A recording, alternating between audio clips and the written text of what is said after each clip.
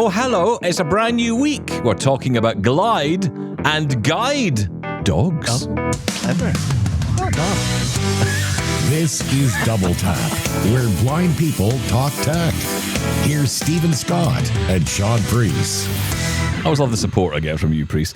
That's very good. I was honestly surprised. That was very good. Well done, you. Did you think that was decent, did you? Should I play applause for myself? Yeah, all right. Let's not go mad. That was all right. All right, fine. Okay. How are you this fine week? Yeah, I'm all right. More importantly, no. How are you? No. Hang on a minute. No. We're not doing this. We're not doing this. Well, we're not getting into a whole new weekend. You start every week with, you're one of those people, right? You know who you're like? You're one of those people on social media. Yes. And what they do is they go on and then they do this thing where they write, I'm having a terrible day. Yeah, Dot. And then that's no it. more info. And then it's like you've got to follow up with, what's wrong with you? Okay, all right. I couldn't possibly say. You won't let it lie, Stephen Scott. All right, I will tell you what's wrong with me. Absolutely nothing. I've just got no interesting events or things to say. I've done nothing over the weekend. I'm incredibly dull. All right, now you're happy? Now I've laid myself bare in front of everyone? Don't like the answer. Don't like it. I want a better answer next week. Do more at the weekend, Preece. I will try my best. I'm so sorry. I remember when I first started out in radio, right, I was one of these guys that always hung about the station. I was that guy who was always there. And I believe the never technical term is anorak. Yeah, absolutely. Zipped all the way to the top. And and by the way, of course, it was a logoed branded jacket of the radio station. Of course. It was. Wasn't going to wear a jacket Glasgow that didn't FM. have a name. Exactly, that's right. Scotland FM. But yeah, I used to hang about, and my boss used to say to me, you know what you got to do, Stephen? You got to get out there. You got to live your life. I think that's what he was saying, right?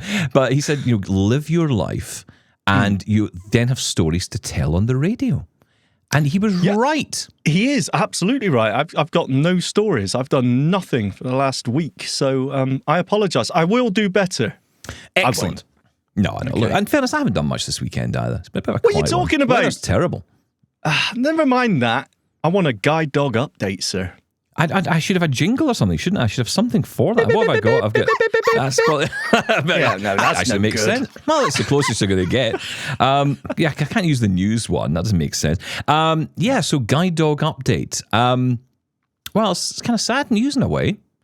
I have not been accepted for a guide dog.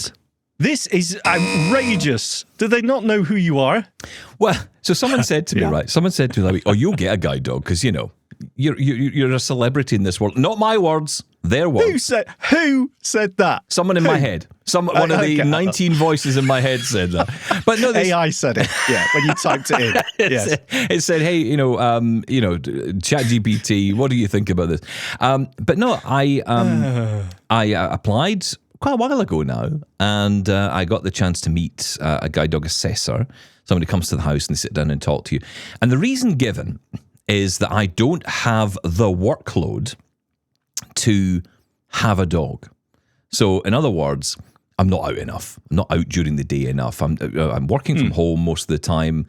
I'm not out enough. So, therefore, having a guide dog, it's not really something that would be valuable to the dog. I'm going to say justifiable. Can you justify it? So what they say is that you need to have a minimum of so many minutes that you're out a day to be able to justify the dog, to keep the dog, to keep the training up, to keep the momentum up, the relationship up, all that stuff. You need to have that minimum in place, and my minimums were too minimum. Yeah. Yes, they were too minimal. Yes. Well, okay. This is okay. So a couple of questions here.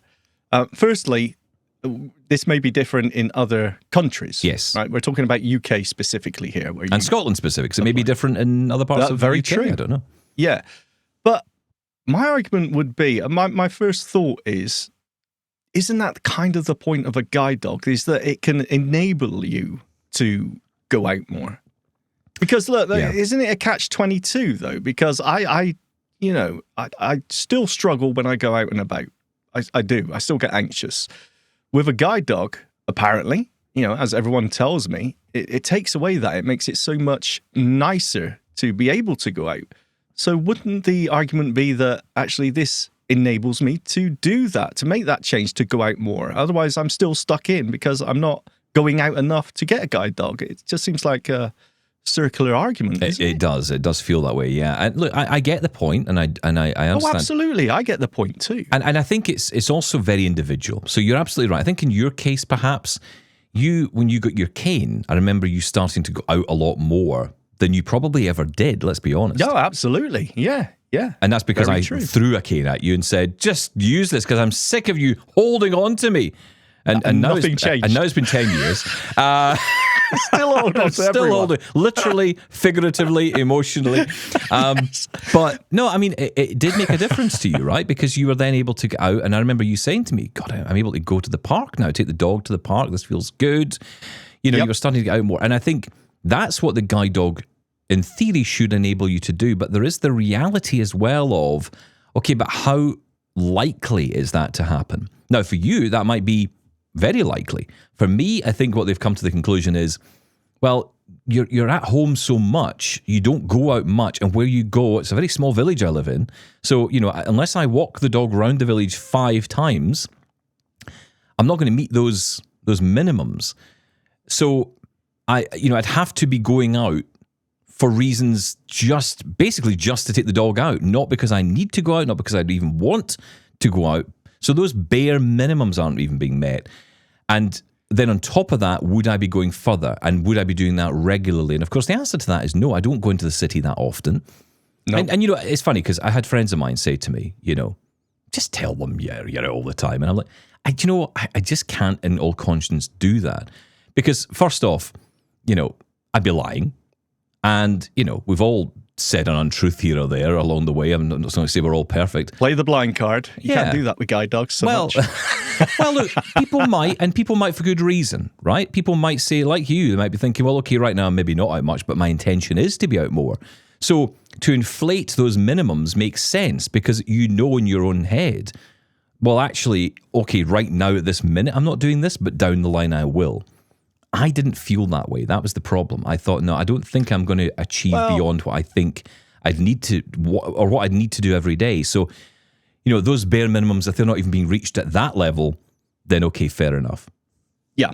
Look, I think, I sort of make a joke about playing the blind card, and we all do it. I did it, like I said the other day, I was in first class.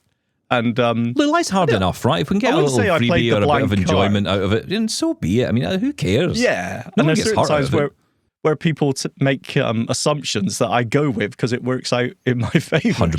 So 100%. It's absolutely fine. But of course, we all know there's a line there where, no, this just feels wrong. And when it comes to guide dogs, making up, I'm with you. It doesn't. If sit someone right said, with look, me. here's a good example of this, right? If someone said to you, hey, I'll help you to the counter to get some food, say from the buffet or something, you were getting some food from a buffet, and someone helps you round with that, and you're taking their time to do that. You might think, okay, maybe I could manage this myself with a member of staff, but this person's really willing to help. I would go with that. But if that person then got to the till and the checkout and said, I'll pay for your meal, at that point it's like, no, we're not doing that. Yeah, I mean, there's the line for me in that sense of, if you're willing to help me, that's great, but I'm not going to ask you to go out of your way and hurt yourself financially in order to help me. So, it's those kind of things that I think we kind of know in our own heads where the lines are. We've all got different experiences of that. And when it comes to guide dogs, we all know the amount of work that goes into the training, how much of a process that is. And, It's not a machine. I always thought as well, and this maybe comes into denial and self-doubt and whatever else, that someone else needs that more than I do. Mm-hmm. And I think a lot of us still feel that way. And that may actually be the case. I understand where they're coming from, but I do kind of feel, I don't know, I feel like a guide dog is something that could enable that. And even if you've got nowhere you need to go, I mean, just taking the dog out because you need to take the dog out, socially, isn't that a good thing? The amount of people I talk to every day just because I take the dog out, other dog walkers, you know what I mean? Otherwise, I wouldn't speak to hardly anyone during the day. Yeah. No, I agree. Isn't the social aspect? Anyway, they turned you down. So they did. Wow. But then there was a little bit of a plot twist in the whole thing because... Hang on, wait. Have you got a da-da-da? hang on a minute. Is that what that is? Oh, there it is. I was right. Well done. There you go. That was almost planned. Yes. It wasn't. But yeah, there was a plot twist, Agatha Christie style, without the murder, obviously. There was a moment where the trainer said to me, "Have you ever considered dog sharing?" And I was like, "What's that? What do you mean?" And she said, "Well, your wife has a guide dog.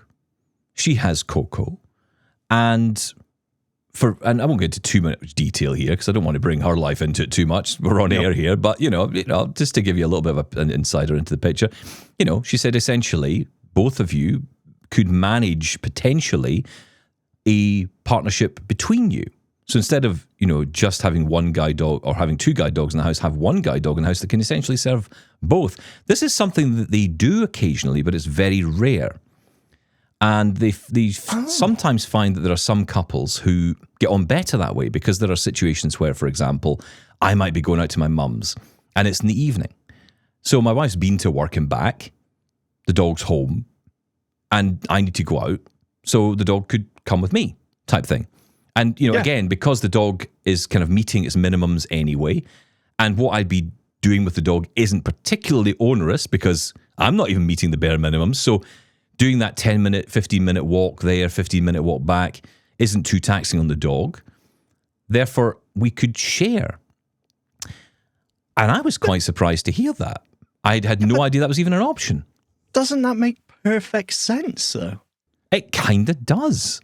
I mean, of course. One dog serving two people. Yeah. I mean, it makes total sense. I just, like you, I thought that wasn't allowed. I certainly didn't think it was allowed.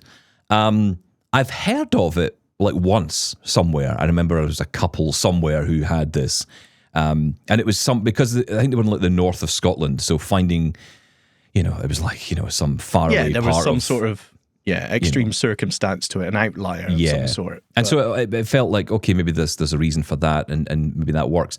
And look, there's a lot of logistics you have to figure out. It's a bit like having one car in the family. Who's taking the car today? It's going to become like that. Well, I need the car today because I've got to go out. Well, so do I. But look, these are things you have to work out between you. And I think, my wife and I have had a long conversation about it, and we've come to the conclusion that not only does it make a lot of sense, it actually in some ways takes the pressure off a little bit, because then I'm not sitting here thinking, if I sat here all day Monday and recorded with you or did a load of editing and didn't manage to get out on the Monday, I'd be feeling pretty bad about that, because the dog hasn't been out that day. Yeah. And that wouldn't be good. The answer is you can't do that. That dog needs to go out. Well, that's You've the got point. No choice. So then you're in a situation where you're trying to balance the work and everything else. Uh-huh. And so it adds a pressure, which is kind of what I think they were getting at. You don't need to be doing this every day. You might not even want to do this every day. So now you're in a position where you have that freedom, that choice, but the dog is still getting the exercise and the training and the working that it needs, and you have access to that.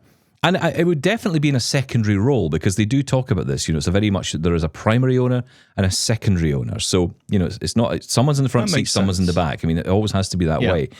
And I am very much, I know my place in this house, trust me. It is my wife. We're always secondary. The dogs. I think the guy who delivers the food. And then there's the Amazon guy. And then I think somewhere below that, maybe the milkman, there's me.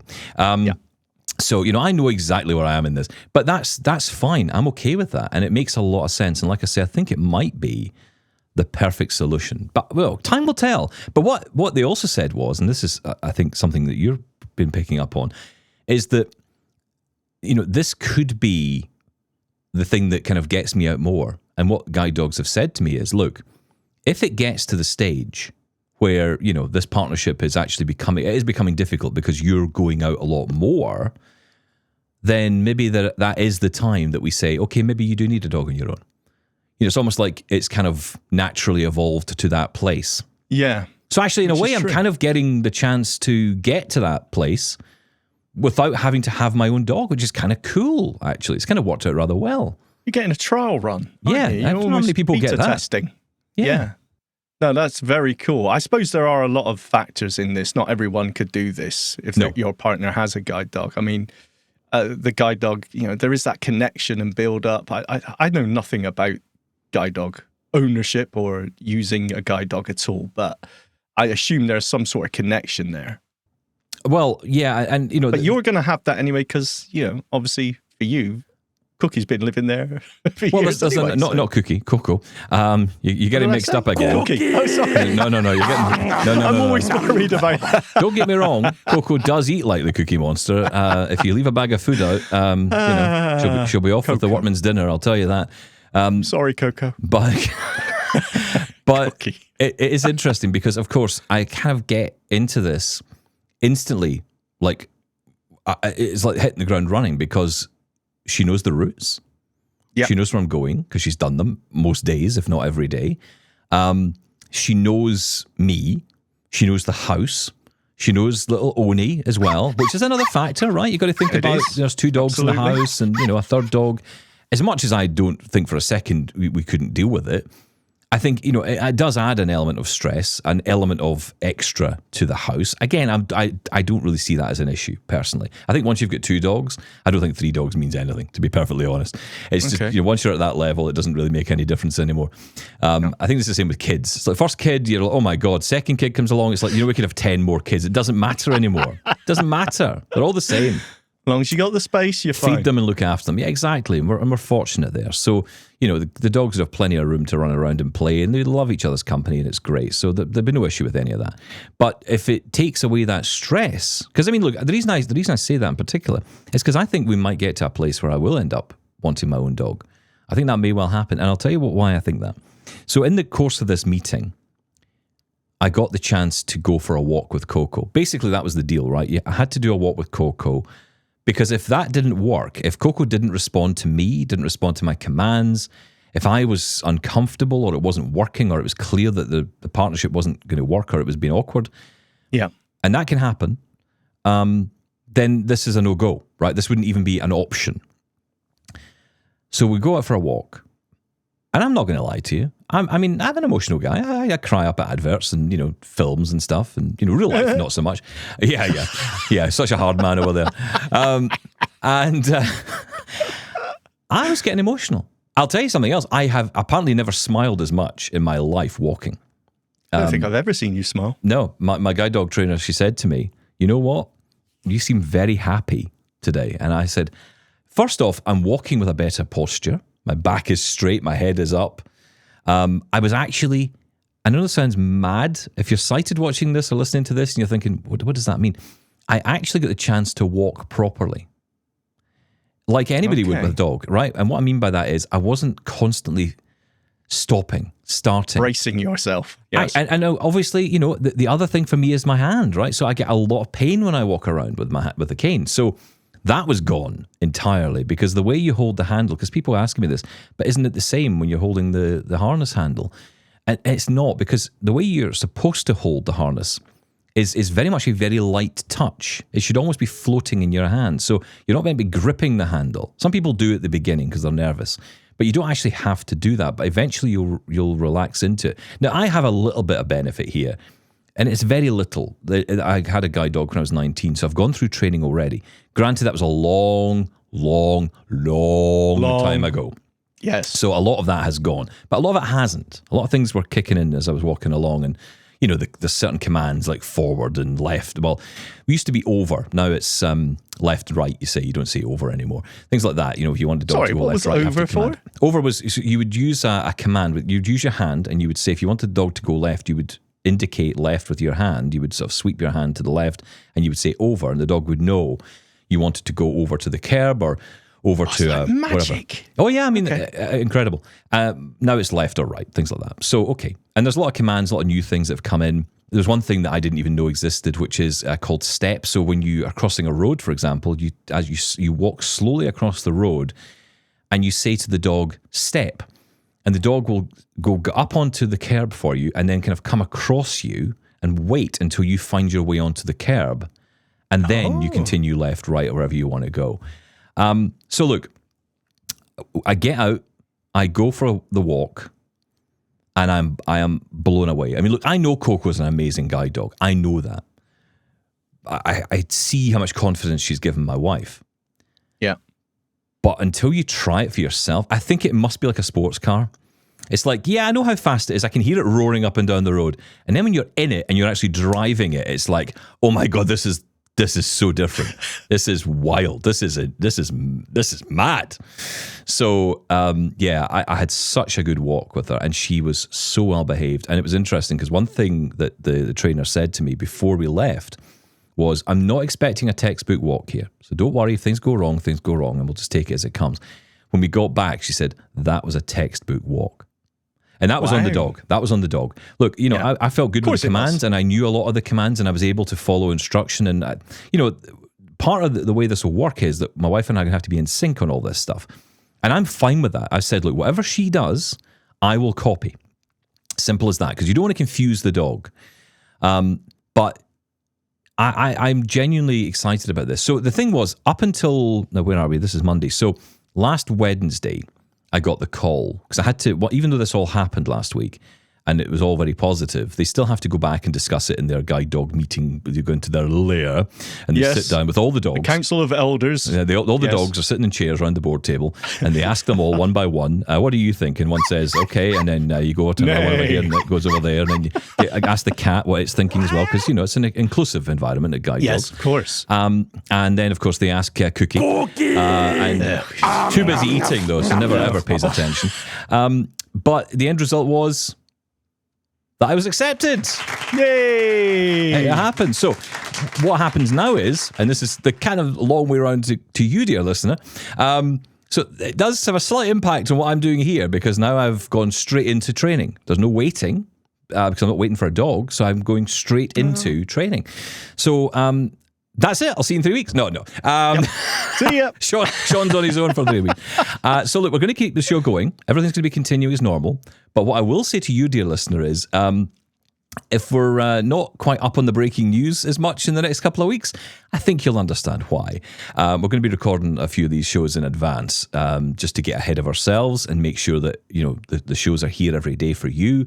But also allowing me to get away and do the training. So thankfully, guide dogs have been very accommodating of that in the training, and it's kind of, it couldn't have worked out any better, if I'm honest, because if it had been a new dog I was going with, I'd probably would have to go away for training, meaning I'd be away for 3 weeks. Residential, right? Yeah. And that is an option. I could do that if I wanted to, but I think there's no need for it, because part of the reason you do that is because it's about getting used to and bonding with the dog. Well, I know Coco. You've done that. Yeah. I've even got her own name. Like, my wife calls her Coco because that's her name. I call her Bean. Oh, and I call her Cookie. And you call her Cookie. So, we all have a unique name for Coco.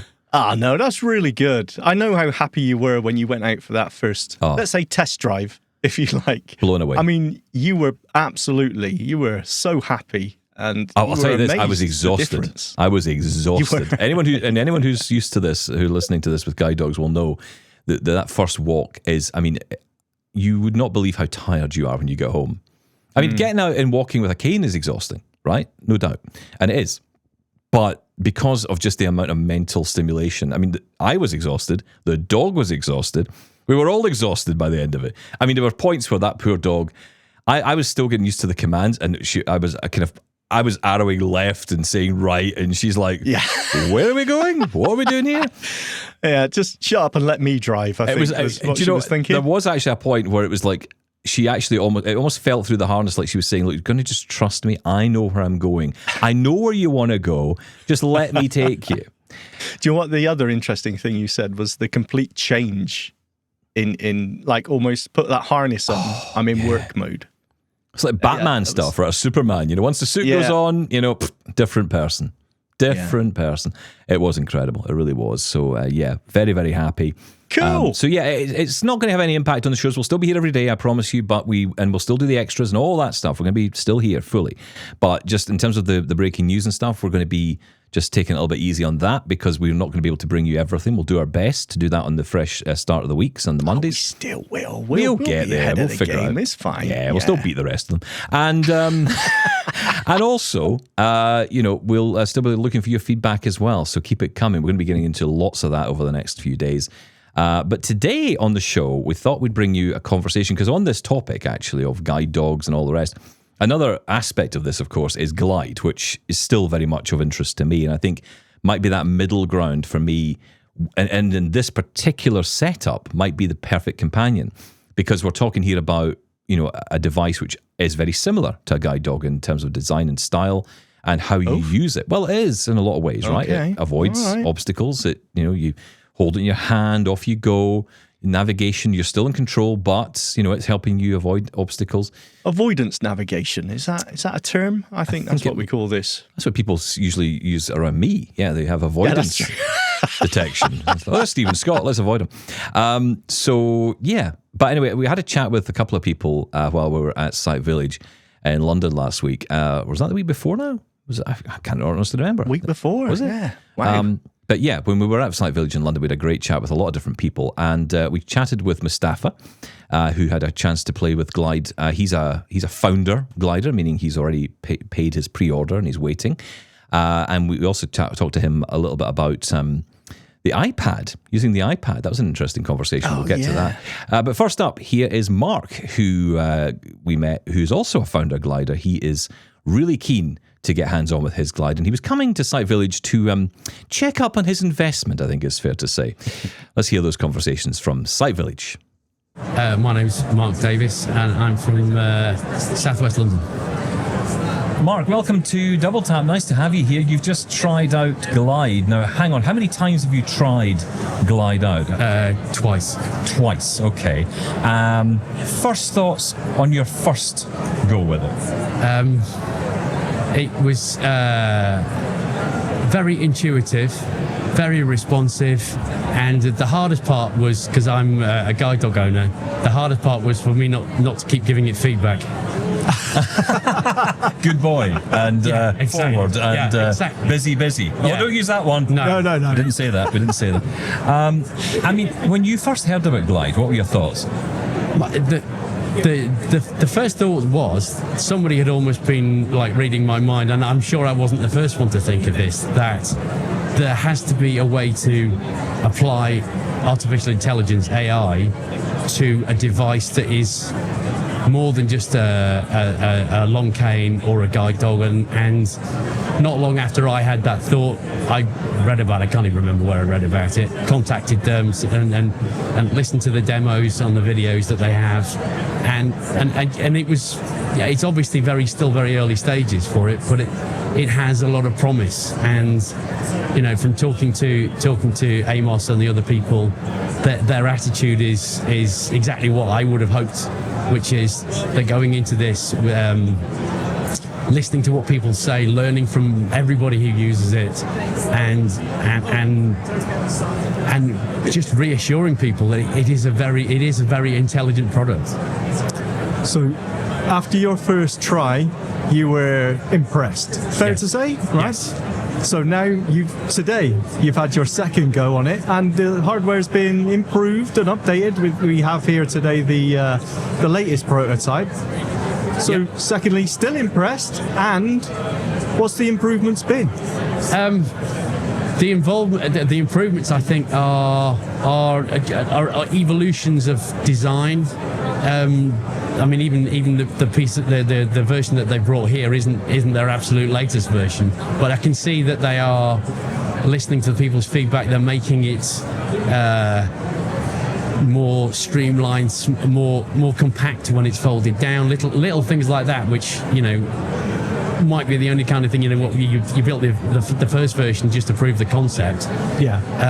The second version is well, how do we make this work in people's real lives? How someone wants to get on a train with it, get on a plane with it. In terms of the software, using it in a hall like this is unusual in some senses, in that there's lots of people going in every direction, whereas predominantly, I suspect most of the time are walking down the pavement or walking in a direction, and you're meeting people either going the same way or going the other way. In train stations it's different, whatever. But the way it responded here, it could go back to the thing. It felt like I had a dog in front of me. It was that the way it comes up an obstacle, it sort of backs up in the same way that a guide dog does. Yeah, I know what you mean. Yeah, I managed to bite my lip enough towards the end to not, but it felt it felt a little bit more alive, this version of it. Again, as they're refining it and putting more cameras on it and whatever, and those sort of things will improve. And with their testing, that they're not just going to keep adding more things to it. They'll tone down the things that aren't quite as vital as they might have done when they originally designed it.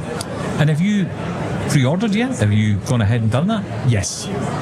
So you did like it, right? They've already got my money. They've got your money, yeah. They've got my money, but I understand that it's a design process and it will take time, and I would rather they took as long as they thought was necessary, because not in theory, the reality of it is this is like the conversation they have at the end when you've done your guide dog training. They say, right, we're confident that you two, the dog and the owner, can go out on your own in the real world and you'll be safe. So that's what they're designing this piece of equipment, so that somebody can in fact go out in the real world and be safe and navigate. So yeah, it's kind of important to get that right, and that's their attitude. I know some people think it takes too long, but they only have to get this wrong once, and that's it, isn't it? They can really screw this up with the first impression, and that's certainly the impression I'm getting from Amos is he's really not wanting to do that. He wants this to be a hit right out of the gate. I'm in a position at the minute where I'm applying for a guide dog, and I'm doing that because I want glide. I love the idea of, as I call it, my Scottish tones, I say a dog with a plug, which I think is absolutely right, because that's what it is. It's a dog with a plug on it, which is something I've always wanted. However, I have decided to apply for a guide dog because I just feel I don't quite know where it's going to be in a couple of years, and also, it takes a long time to get on the guide dog list, and I'm hedging my bets a little bit on both sides. Where are you with the guide dog? Because I think there'll be some people listening to you saying, this sounds amazing, you're saying it's just like a guide dog. Would you give up your guide dog in favour of glide? You're saying that it's so like a... I know it's saying that. Look, isn't this just a third option? I don't think even Glide aren't saying this is a guide dog replacement. A lot of these tech companies now that are using AI for navigation purposes, most of them are saying this isn't a replacement for the guide dog. It's just another option. So you're saying I should keep both? Yes. I should have a guide dog and glide? Yes. I like it. Okay, I'm in. What about you, Mark? Yes. I think horses for cool. I know what you mean about the AI thing, because it's like I could stand here and say, the glide is 11% better than a long cane. Everyone's different. Every day is different. Your circumstances are different. What you want from your mobility aid changes, whether you're going to the airport or whether you're going around the corner for a pint of milk. I think I think this is the way they describe it. It's just another option. It is, and it's not designed to replace guide dogs. It's not designed to replace a long cane. There will be times when, if you have those as options, you'd use those. For certain people at certain stages in their lives, maybe people who aren't working anymore, or not commuting in on the tube every day. Having a guide dog is good, not good company, but there's something to be said. There's something to be said in being just that bit more visible. Mm-hmm. Somebody who's a long cane user not that I ever was on the tube, you could become more, I always think this is the irony of it, you're a little bit more invisible. And with the glide, it is a bit more visible. It's not going to move out of the way if someone kicks it like a dog would.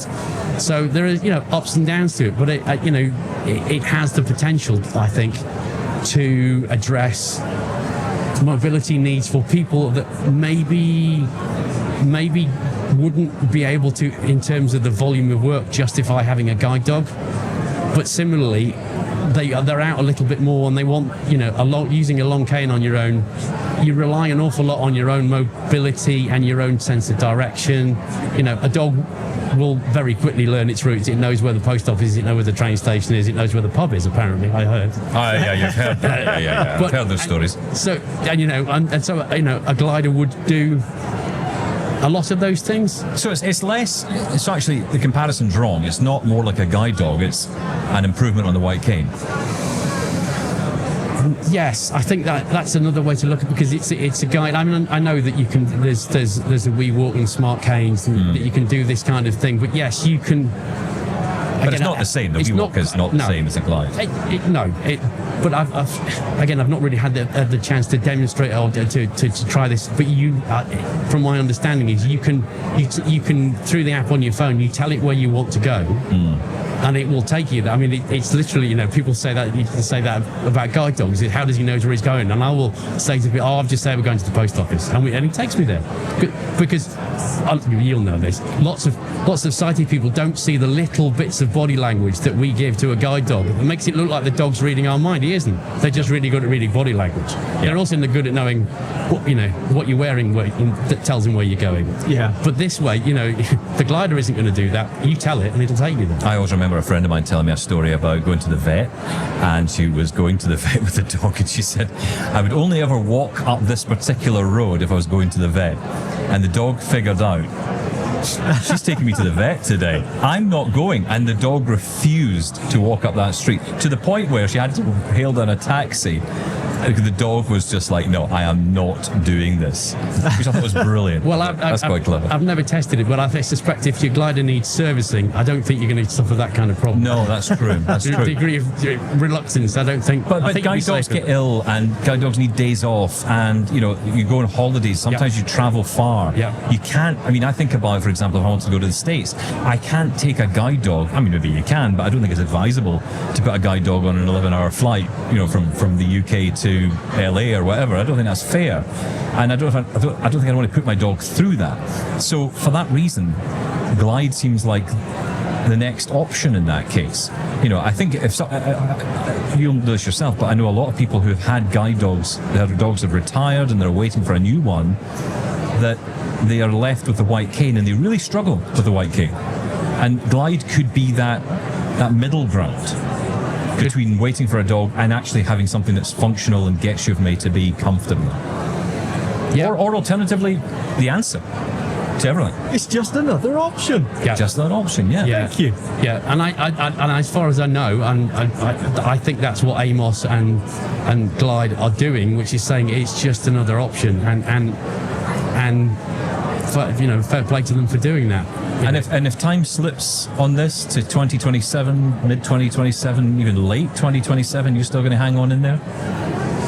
I'm on the list. I'll get mine whenever I get it, and if it's taken that long, then I know that the 2027 version will be better than the 2026 version. And they're all updatable, whatever. The hardware might not be, but the point being is, the longer you wait, the more work will have been put into it. And as Amos and Luke say, that pavements in the UK are different from pavements in the States that are a bit narrower. The roads maybe aren't. I know these things you can't make hard and fast rules, but they are at least aware of that. So they want to do testing in the UK and the like too, because they're aware that transport, just the kind of the infrastructure within a station is just different here than it is there, and it's just something that they need to test. So going back to if it takes that long to get it right or to improve it, then if you're somebody who wants one in 2027, it will be better than the one that you would get in 2026. Now, I know you're here today, obviously getting a chance to try out Glide. Any other tech you've had a chance to play with here? No, to be honest. No? Just focused on Glide. Just here for the Glide. Yeah, more or less. He's committed. He is. He's company checking his investment. Exactly. I want to make sure they're looking after my money. Yeah. And they are. Yeah, fantastic. Cool. Mark, thanks so much for coming over. Pleasure. Thanks, Mark. Pleasure. So my name is Mustafa Abbas, and I'm technically from Colchester because I go uni there. So Colchester. Okay. Cool. Well, listen, lovely to have you here on Double Tap. Are you a listener to the show? I am a listener to the show, yeah. How dare you? I know, it's shocking. I am your one listener. Hello. You are. I was wondering when he'd show up. He claims his prize. He can tell people back home. I've met them. They are real. They are actually humans, yeah. They're actual human beings. Laura's not here. Is she human? That's the question. Well, she's next on the list of people to meet, Oh, well, she's not here today, we can tell you that. But listen, actually, we'll get into that another day. But let's talk about you, because why are you at Sight Village today? What are you come along to have a look at? Primarily, I sort of came to have a look at Glidance, really, and their progress is amazing. Because last time I saw them, the wheels were quite loud. If people remember that, they were very kind of, servo noises. And I was slightly worried that would become part of the blind uniform, but they're much, much quieter now, actually, noticeably. Even, in a couple of months where I've kind of been here now. Yeah, I mean, we spoke with Mark earlier, and he was saying the same thing, wasn't he? He was saying how much he really enjoyed using it. He'd had a go at it the first time round, then pre-ordered it, now second time. I think he said he came along to check on his investment. Yeah, that's right. Which makes total sense. Yeah. And he's loving it. So you're feeling the same way? Have you tested this before? I've seen it a couple of times, actually, because I'm a founding glider, which means I've pre-ordered it. Of course. So you noticed the improvements? Yeah, I mean, it's... Apart from the loud, noisy, or now quieter wheels, what about the actual guiding performance? Have you noticed a difference there? I think that the demo unit they're using currently is the same as the one I saw last time, so not a massive amount of difference. But in terms of the actual device, they've brought along a kind of prototype, what it will look like, and that's very different because of the fact that handle's much easier to move around, like move up and down, and the cameras are kind of more recessed into the unit itself. Yeah. So if you can imagine almost like a little block, and the cameras are kind of in a line in that on the handle. Yeah, Mark said a similar thing. So the biggest changes with this one, the upcoming prototype is design more than the actual software so far, right? Yeah, I definitely think that's the case. I mean, the software's obviously it's in some ways the easier part to do because it can mature kind of very quickly and they can iterate it very quickly. But the hardware is the thing they really want to get locked down, and I think looking at it's very interesting. Yeah. And being there, seeing it kind of develop has been fascinating. Well, look, I'd love to sit here and talk about Glide all day, but I'm kind of more interested in something else, because when you came over, you said that if I'm ever looking for someone who's actually using an iPad with a keyboard as a computer every day in their lives as a blind person... Don't exist. I am that guy. You are that guy. Hello, Shaun. Fake news. He is real. Okay, sell this to me, Mustafa. Come on, sell this concept to me. How is it working for you? What are you doing with it? Okay, so I am a uni student doing philosophy, which means I think a lot. Yeah. Mm-hmm. So I kind of use it to write essays, to send emails, to manage my emails, that sort of thing. And the reason that I like using an iPad over a computer is actually because of the touchscreen. Because I'm Gen Z. Yes. We're all awful, terrible, horrible, awful, terrible people. Terrible people. Yes. We'll take the lecture as read. Yes, just because we're old and jealous. That's all. Yeah. But I sort of grew up on touchscreens. You did. Yeah, that's right. You're used to it by now. So using a keyboard kind of always felt a bit secondary to me. That's interesting. I've got pretty good spatial understanding. So, for example, my settings are in my bottom right, and I like being able to just touch the screen and get to the settings immediately on the bottom right. And I actually find I get quite lost in bigger. Sorry. In kind of Windows-based or Mac-based. I mean, I like Mac, but Mac-based kind of interfaces, because you can't actually have that physical connection with the screen. Yeah, that's true. Is it true? I can't believe what I'm hearing. Well, again, look, it depends where you're coming from, right? So Mustafa's coming to this from a place of touchscreen first, keyboard second. Oh dear. I think it's very interesting actually, because we're really starting to see that shift. With Apple, obviously there's rumours they're going to do a Mac that's touchscreen. I'm not sure I believe that, but there's rumours certainly, and people really do like Windows computers that have touchscreens. They really do. Yeah, do they? Well, more so nowadays. Like certainly in the past when they first tried Windows tablets, which were a bit of a disaster. But I mean, certainly the iPad is built for touch. It's built to be accessible with touch. It's interesting because I thought if I'm going to use my iPad with a keyboard every day, I'm just wanting to keep my hands on the keyboard. That's my thinking, right? I don't really want to be touching, of course, the screen if I can avoid it. But what you're saying is actually, no, get used to the screen.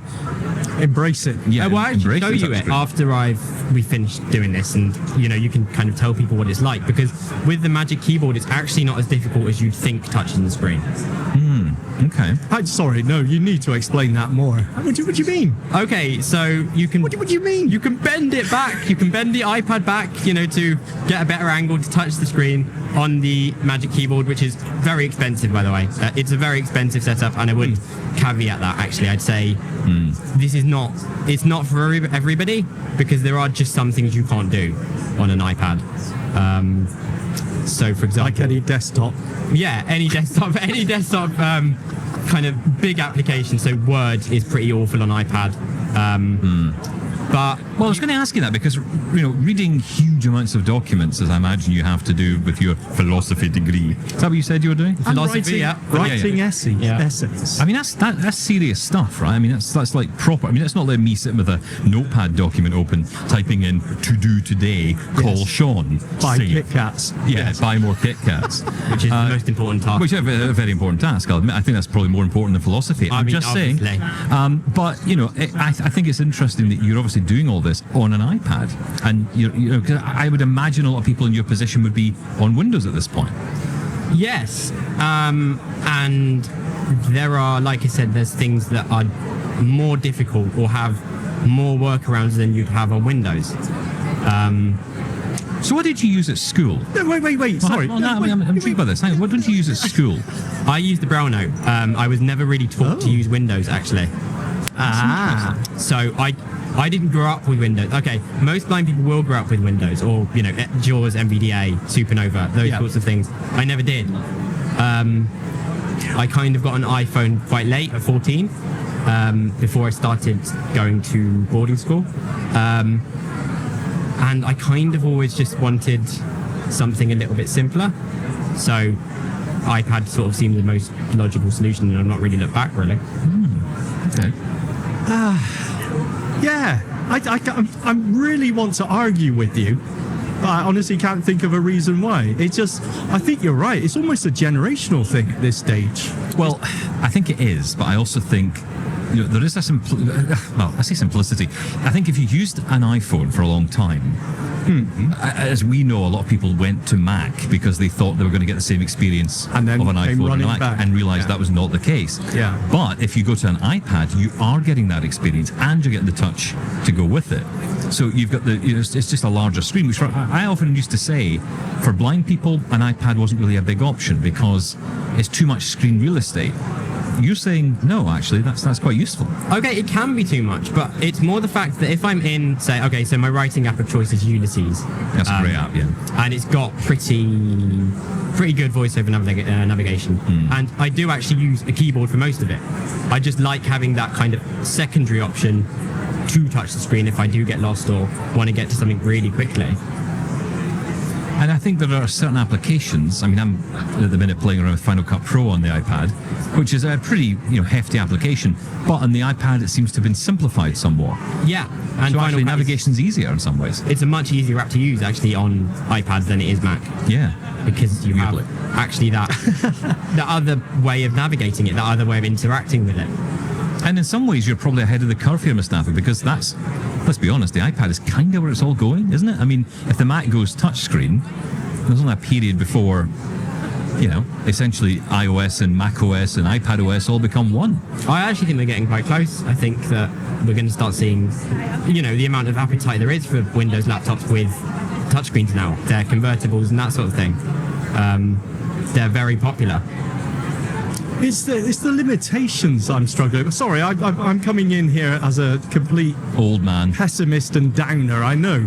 But it is those limitations of, still, even with the Files app and the introduction with the USB-C, trying to get files in and out and knowing where to go, I want to send this file to someone, I need to go to share. And sometimes it's not that obvious. The file input and output is still an issue, I think, with the iOS and iPadOS. But I would actually say to that, most people will be using cloud services anyway. So, for example, your Dropbox, your Google Drive, your Box, and they do integrate with files. And obviously, if you've got the apps on there in a folder, whatever called cloud services, you can kind of do that sort of thing. You can do everything you can do on a desktop computer, you just have to rethink the way you do things. No. Because it is not a computer. I know it's terrible. different. I'm scared. I don't want to change. Sorry. I think it's just the choice, really. You can't help him, Mustafa. You can try, know, but you I can't know. help him. You can't help him. I mean, I'm willing to listen. I'm willing to try. I'm willing to put my money down. He just wants to buy more I stuff. just like buying stuff, yeah. But, it's cool stuff, right? I mean, it's cool toys to play with, and actually, there's more development going on in that space at the minute, on the iPad especially. And in terms of voiceover, I mean, on the Mac, there have been huge regressions in the past. Voiceover on Mac OS would be my platform of choice if I had to use a desktop. But I think the state of voiceover on Mac is appalling, actually. Yeah, I agree. And in macOS 26 Tahoe. Yeah, okay. That is definitely regressed.